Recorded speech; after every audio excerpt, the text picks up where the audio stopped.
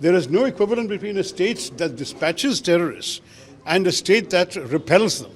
There is no equivalence between a state from which attacks are conducted and a state that is exercising its right of self-defense. We never needed persuading to stop.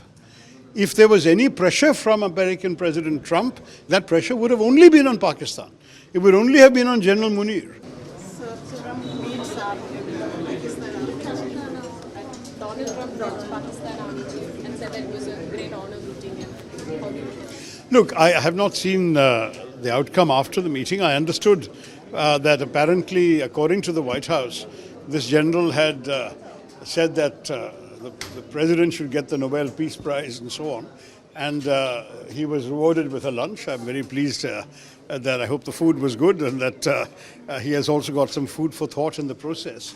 I would hope that in these interactions with the Americans, that they would also remind Pakistan of the great importance of not supporting terrorism, of not providing a safe haven to terrorists, of not enabling, guiding, training, arming, financing, equipping and dispatching terrorists to our country from their soil. This is something which some of the American senators and congressmen who met the Pakistani delegation that was there at the same time that my delegation was there did do. They did tell Pakistan all of this. And it is our hope that everyone in the US government will do this. They could not have forgotten the episode of Osama bin Laden so quickly. Osama bin Laden killed over 2,000 people in the 9/11 attacks. And he did so on American soil. He destroyed 2 iconic American buildings. Large numbers of American citizens and those of many other nationalities lost their lives.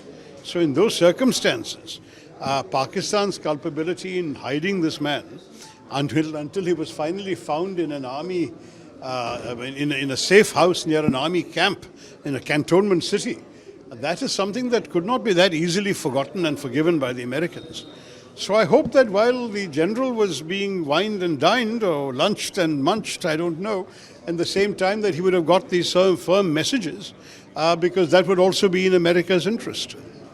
Sir, your delegation met the Vice President, but yeah. you are the general now meeting the President himself. So there is allegation from the Congress that our diplomatic relations or our foreign relations are not that good. That's why it has come to such a situation. How do you see this? No, I mean, there's absolutely no doubt that our Prime Minister had already met the President first.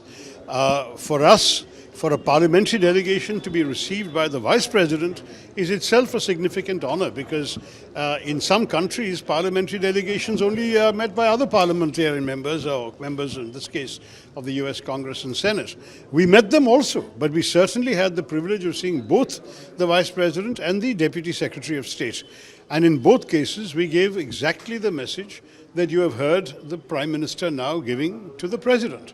So not only was this message already received from our delegation, but it was received and accepted without any demur, disagreement or argument by the Vice President and by the Deputy Secretary of State. They fully understood exactly where we were coming from.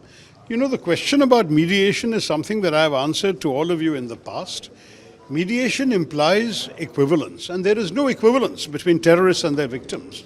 There is no equivalent between a state that dispatches terrorists and a state that repels them. There is no equivalence between a state from which attacks are conducted and a state that is exercising its right of self-defense. And where there is no equivalence, there can be no mediation. The question is academic. Furthermore, in the case of Operation Sindoor, from day one, India had made it very clear that this was a strike of retribution against terrorists. At no stage did India ever imply it was the opening salvo of a protracted war. On the contrary, we made it clear that if Pakistan chose to respond, only then would we further respond. If Pakistan stopped, we would stop. This message was given not just to Pakistan, but to the world. If you watch the daily briefings of the Indian government and the armed forces, during Operation Sindoor, the message was clear. So we never needed persuading to stop. If there was any pressure from American President Trump, that pressure would have only been on Pakistan. It would only have been on General Munir. So maybe that's why he needs to thank.